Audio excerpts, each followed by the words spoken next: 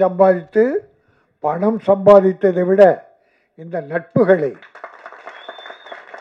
காரைக்கால் நட்பு, கடலூர், மற்ற பல ஒரு 5-6 மாவட்டம் சொன்னாங்க. அவர் தமிழ்நாடு பூரா அவருக்கு நட்பு வட்டாரங்கள் உயிராக இருந்திருக்கிறார்கள், ஒரு துணையாக இருந்திருக்கிறார்கள். அவர் நிச்சயம் வெற்றி பெறுவார். நிச்சயம், சத்தியம் இந்த படம் வெற்றி பெறும். நீங்க தமிழ் சினிமாவுக்கு வேணும். இது ஃபெயிலியர் ஆச்சுன்னா தமிழ் சினிமா உங்களை இழந்ததுன்னு அர்த்தம். ஆகாது. நிச்சயம். என்ன ட்ரெய்லர் பார்த்தோம், திருப்தியா இருந்தது. மணிமூர்த்தி டைரக்டர், ரொம்ப திருப்தியா இருந்தது, எந்த குறையும் இல்லை. மியூசிக் பிரமாதம். அந்த கிராமத்தில் அந்த கோயில் திருவிழா சாங் நீங்க எங்க போய் எடுத்தீங்க? என்ன அழகா எடுத்திருந்தாங்க. நீங்க செட் பண்ணா கூட அப்படி பண்ண முடியாது. பார்க்க அழகா ஏதோ மக்களை இவங்க தமிழ் நேச்சரா இருந்து ஏதோ வரிசையை பார்த்தா டாப் ஆங்கிள் அவ்வளோ அழகா இருந்தது. பாட்டு நல்லா இருந்தது, கிராமியம் பிரமாதமா இருந்தது. அதோட ஒரு இஸ்லாமிய சகோதரர் திருமணம் காட்டினீங்களே டைரக்டர். இந்து, கிறிஸ்டியன், முஸ்லீம் மற்றும் சில மதங்கள் அத்தனையும், எம்மதமும் நமக்கு சம்மதம். எல்லா மதத்திலையும் நல்லவைகள் இருக்கிறது. எல்லா மத கடவுள்களும் இல்லை அவதாரங்களும் நல்ல விஷயம், மனித குலம் வாழ்வதற்கு தேவையான அத்தனை நல்ல விஷயங்களும் சொல்லியிருக்காங்க. எதில் நல்லா இருக்குமோ அதை எடுத்துங்க, எல்லாரும் நல்லா இருப்பாங்க. இங்கே பாருங்க, இந்த யூனிட்டை பார்த்தா எனக்கு அவ்வளோ சந்தோஷமா இருக்கு. ப்ரொடியூசர் என்னடானா அவ்வளோ சந்தோஷமா வாழ்த்திட்டு போறாரு, எல்லாரும் எனக்கு உதவியா இருந்தாங்கன்றாரு. டைரக்டர், ப்ரொடியூசர் எனக்கு அவ்வளோ ஹெல்ப்ஃபுல்லாக இருந்தாரு. எல்லாருமே கோஆப்ரேஷன் அப்படியே இருந்திருக்கு. ஏறக்குறைய குறுகிய நாளில் தான் முடிச்சிருக்காங்க, அது பெரிய விஷயம். நிறைய செலவு பண்ணுங்க. படத்துக்கு என்ன, அசோக் குமார் நல்லா பேசினான், ரொம்ப நல்லா பேசுனான். ஒரு ப்ரொடியூசர் என்ன பண்ணணும், டைரக்டர் என்ன பண்ணணும் என்பதே ரொம்ப ஷார்ட்டாக அழகாக சொன்னேன். கதை தான் முக்கியம். கதைக்கு என்ன செலவு பண்ணணுமோ அதை பண்ணும். ஹீரோவுக்கு செலவு பண்ணீங்கன்னா புட்டுக்க. ஹீரோ ஹீரோயினுக்காக நீ செலவு பண்ணன்னு வச்சுக்கோ, கதை இல்லாம நீ காலி. அவங்க இருப்பாங்க, அவங்க நல்லா இருப்பாங்க. ஏன்னா 4 ஏமாளி அடுத்து அவங்க கதவை தட்ட போறான். ப்ரொடியூசர் தான் ஏமாளிங்க. நடுத்தருக்கு வந்துட்டு இருக்கான் நூற்றுக்கணக்கான ப்ரொடியூசர். இப்போ 300-400 படங்களை ரிலீஸ் பண்ண முடியல,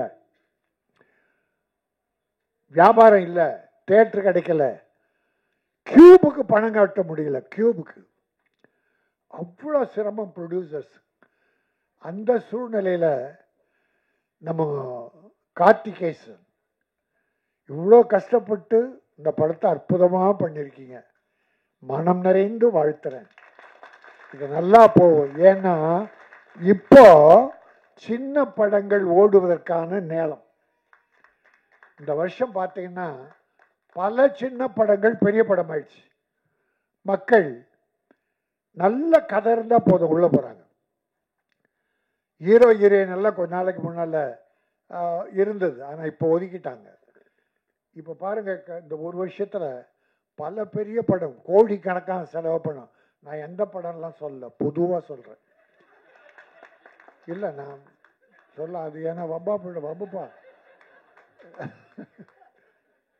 சில பல கோடி படங்கள்லாம் இப்போ காணும், வருத்தப்படுறாங்க. ப்ரொடியூசர் லாஸ் ஆகிறான், அதான் எனக்கு பெரிய வருத்தம். சின்ன படங்கள்லாம் பெரிய படமாக இருக்கு. இந்த வாழைன்னு ஒரு படம் நல்லா போச்சு. இப்போ ரப்பர் பந்தை பெருசாக்கிட்டாங்க. நான் ஒரு தியேட்டர் சொல்றேன், 2 நீ வான்னு வாய்த்தாங்க. நீ அதுலயே இருக்கு. என் ப்ரொடியூசர் நல்லா இருக்கணும்னு நினைக்கிறேன். அவன் என் தம்பி. அந்த ப்ரொடியூசர் ஆனால் என்னோ தெரியல, நான் படம் பார்க்கல. பட் படம் நல்லா போய் ப்ரொடியூசர் லாஸ் ஆகாமல் இருந்தால் நல்லது. அதில் பல பேர் பத்திரிகை நண்பர்களை காரணம் சொல்கிறாங்க. இந்த படம் ஃபெயிலியருக்கு விமர்சனங்கள் வித்தியாசமாக எழுதந்தான் காரணம் என்று சொல்கிறாங்க. அதெல்லாம் இல்லை. விமர்சனங்கள் படத்துடைய வளர்ச்சிக்கு கொஞ்சம் உதவிதான், இல்லைன்னு இல்லை, விமர்சனம் வேணும். அதனால தான் இந்த சகோதரர்கள்லாம் அழைத்து இந்த ஆடியோ ஃபங்க்ஷன் நடத்தி அவங்களுக்கு ஒரு மரியாதை கொடுத்து அவங்க இப்போ ப்ரொடியூஸருக்கு ஹெல்ப் பண்ண படத்தை ப்ரமோட் பண்ண போகிறீங்க. இதில் நல்லது இருக்கிறத நல்லதாக எழுதுங்க, குறை இருந்தால் குறைவாக எழுதுங்க. ஏன்னா ப்ரொடியூசர் எவ்வளோ பணம் இப்போவே 5 கோடின்ட்டார். அதனால் நம்ம ஏதோ பேனாவில் மை போட்டோன்றதால இப்போ மை கூட போடல, எல்லாம் பால் பாயிண்ட் பெண்ணு. அதாவது ஒரு ஹோட்டலில் சாப்பிட போயிருந்தோம். அங்கே உள்ள ஒரு போர்டு எழுதியிருந்தான், இங்கே சாப்பாடு நன்றாக இருந்தால் வெளியில் சொல்லுங்கள். இந்த ஹோட்டலில் சாப்பாடு ரொம்ப நல்லா இருக்கு அப்படி நல்லா இருந்தால் வெளியிலே சொல்லுங்கள். இந்த சாப்பாட்டில் ஏதும் குறை இருந்தால் எங்களிடம் சொல்லுங்கள், நாங்கள் மாற்றிக்கொள்ளுகிறோம். நன்றாக சமைக்கிறோம். அதாவது குறை இருந்தால் எங்கிட்ட சொல்லு, நிறைய இருந்தால் மக்கள்கிட்ட சொல்லு, வியாபாரம் பெருகும். அதனால் இப்போ வந்த பெரிய படங்களில் என்ன குறையோ, இயக்குனர் இதில் கோட்டையிட்டாரோ, கதையில் கோட்டையோ, எப்படியோ போனால் கூட ப்ரொடியூசர் லாஸ் ஆகிட்டான். ப்ரொடியூசர் லாஸ் ஆகிறாங்க, மீது யாருக்கும் லாஸ் கிடையாது. அப்போ அந்த ப்ரொடியூசர் எவ்வளோ வேதனைப்படுவோம். அதனால் பண்ணுறத செலவு எத்தனை கோடி என்பதாலும் அல்ல, அதில் எவ்வளோ கதை இருந்தது, அந்த கதையை எவ்வளோ சிக்கனாக அழகாக எடுத்து சொன்னீர்கள். இந்த 2 ஜாம்பவன் உட்கார்ந்துருக்காங்க, உதயகுமார், பேரரசு, எப்படிப்பட்ட படங்கள் பண்ணாங்க. ரஜினி சாரை வச்சு எத்தனை வெற்றி படம், கார்த்திகை வச்சு வெற்றி படம், உதயகுமார். நம்முடைய பேரரசு விஜயை வச்சு வெற்றி படங்கள் கொடுத்த 2 இயக்குனரும் சின்ன பட தயாரிப்பாளர் வளரணும், வாழணும், வெற்றி பெறணும்னு தொடர்ந்து வாழ்த்து வர்றாங்க. மனம், நல்ல மனம், வாழ்த்துவதற்கென்று ஒரு மனம் வேண்டும். அந்த நல்ல மனம்தான் தொடர்ந்து எங்கள் சின்ன ப்ரொடியூசர்லாம் பெருசாகணும், பெருசாக வரணும். இந்த ஒன்றும் இல்லை, இந்த படம் வெற்றி பெற்றதுன்னா நம்ம கேசவன் என்ன பண்ணுவார், கார்த்திகேசவன், அந்த படத்தை இன்னொரு படம் உடனே தயாரிப்பார். அது மணிரத்னமா இன்னொரு டைரக்டரா யாரோ டெக்னீஷியன்ஸு, இந்த செட்டு நல்ல செட்டு, அதே வச்சு பண்ணுவார். தொடர்ந்து படம் பண்ணுவார். ஒரு ஹீரோ கிட்ட கோடி கோடியாக கொடுக்குறீங்க, அந்த ஹீரோ அந்த பணம்லாம் எங்கே கொண்டு போயிருக்கிறார்? திருப்பி இண்டஸ்ட்ரிக்கு வருதா? யோசிச்சு பாருங்க. அது 5 கோடியோ 10 கோடியோ 20 கோடி. ஒரு ஹீரோ 9 ப்ரொடியூசர்கிட்ட ஏறக்குறைய 75 கோடி ரூபாய் அட்வான்ஸ் வாங்கியிருக்காரு. அட்வான்ஸ் யாருக்குமே படம் பண்ணல. சிலருக்கு படத்தை பாதி முடிச்சுட்டு ஒரு படத்தை இந்தியில் பணம் அதிகமாக கொடுத்தாங்கன்னு ஹிந்தி நடிக்க போயிட்டார். அந்த ப்ரொடியூசர் கதி என்ன, எவ்வளோ வட்டிக்கு வாங்கியிருப்பார்? கொஞ்சமாவது மனசு வேண்டாமா? நீங்க படம் எடுக்க, அவங்களும் படம் எடுக்கிறாங்க. படம் எடுத்து லாஸ் ஆகி அந்த கடன் அடைக்க 3 படம் நடிச்சிங்க. இதெல்லாம் நடந்துதா இல்லையா? அப்போ ப்ரொடியூசருக்கு எவ்வளோ கஷ்டன்றது உணர வேண்டாமா? ப்ரொடியூசரை நீங்கள் தாங்கி பிடிக்கணும். அப்போ தான் அவங்க சினிமாவை தாங்குவாங்க. சினிமா நல்லா இருக்கணும்னா ப்ரொடியூசர் நல்லா இருக்கணும், கதாசிரியர் நல்லா இருக்கணும், டைரக்டர் நல்லா இருக்கணும். ஏன்னா கதையை உருவாக்கி கொடுப்பவன் தான் கதாசிரியர். விவேகானந்தர் சொல்லுவார்,